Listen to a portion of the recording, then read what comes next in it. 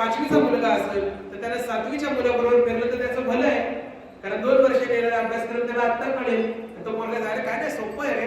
तो जर दुसरीच्या मुलाच्या नामाला लागला तर काय फायदा आहे. दुसरीच्या मुलाच्या नादाला लागणे हे वाईट नाहीये, याच्या संगतीत राहून दुसरीचा हुशार झाला पाहिजे का यानं दुसरीवाल्यासारखा अंगणवाडीचा भाग खाल्ला पाहिजे. म्हणजे तुम्ही जर एकपट हुशार आहे तर तुम्ही दुप्पटच्या मागे लागलं पाहिजे, स्वतःचं कल्याण करून घेतलं पाहिजे.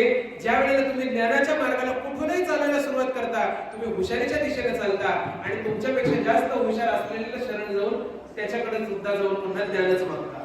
ज्याच्याकडे जाऊन ज्ञान मागता त्याला म्हणतात गुरु. आणि त्यानं जर तुम्हाला चांगलं ज्ञान दिलं, यथा योग्य पद्धतीने ज्ञानापासून भगवंतापर्यंत पोहोचवण्याचा मार्ग सुकर करून दिला, तेव्हा त्याला म्हटलं जातं सद्गुरू. माझं बोलणं कळलं का? अशा पद्धतीने ज्ञान कुठूनही पकडा, चंदनाचे हात पाये हे चंदन